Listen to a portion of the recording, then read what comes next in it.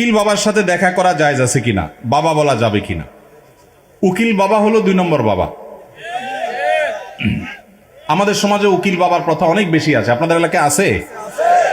এটা হলো 2 নম্বর বাবা, নকল বাবা। নকল, এই নকল বাবা হওয়াও জায়েজ নাই, এই নকল বাবা বানানো জায়েজ নাই।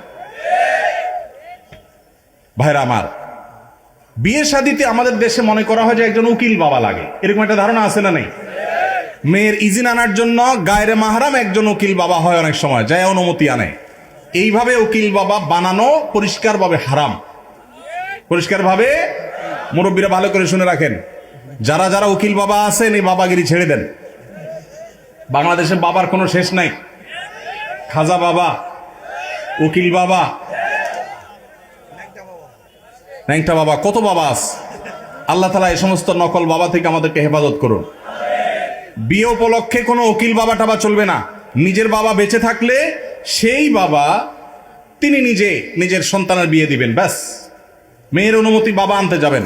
জাজ্জল্যমান বাবা উপস্থিত, আগাগোড়া 5 হাতি বাবা আছে। এরপরও দেখা যায় আরেকজন উকিল বাবা সেজে সেখানে নাটক করতে যায় অনুমতি আনার জন্য। এই নাটক করা জায়েজ নাই, পরিষ্কারভাবে হারাম, পর্দাহীনতার কারণে। বিশেষ করে গায়রে মাহরাম কেউ যখন উকিল বাবা সাজে, ওই মেয়ে সারা জীবন তারে বাপ বাপ ডাকে, খানা খাওয়ায়। এটা আমাদের সামাজিক মানে একটা কুসংস্কার বলতে পারেন, এর সাথে ইসলামের কোনো সম্পর্ক। যুবকরা বিয়েতে কোনো উকিল বাবা যেন না থাকে। মুরব্বীরা যারা যারা যার যার বিয়ের উকিল বাবা আছেন, আল্লাহর হস্তে বাবাগিরি ছেড়ে তওবা করে আল্লাহর কাছে চলে আসেন, চেষ্টা করবেন তো ইনশাআল্লাহ।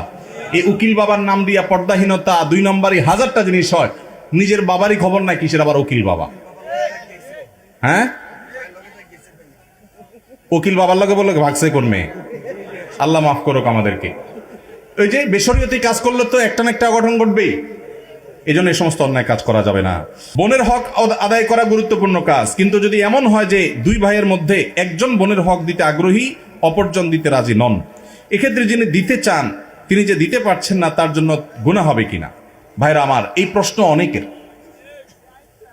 অনেক পরিবারে একজন ভাই আল্লাহ ভীরু, তিনি বোনের হক দিতে চান, আল্লাহর ভয় আছে, কিন্তু বাকি ভাইরা দিতে চান না। কি করবেন?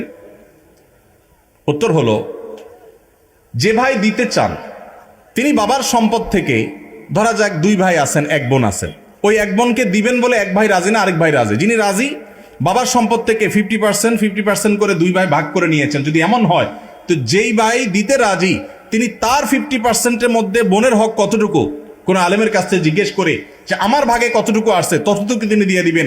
অপর ভাই যে তার ভাগের অংশটা দেন নাই, এর জন্য তিনি আল্লাহর কাছে বুঝবেন। এখন যদি আপনি মনে করেন 1 ভাই যদি দিতে চাচ্ছেন, আমি কি করব?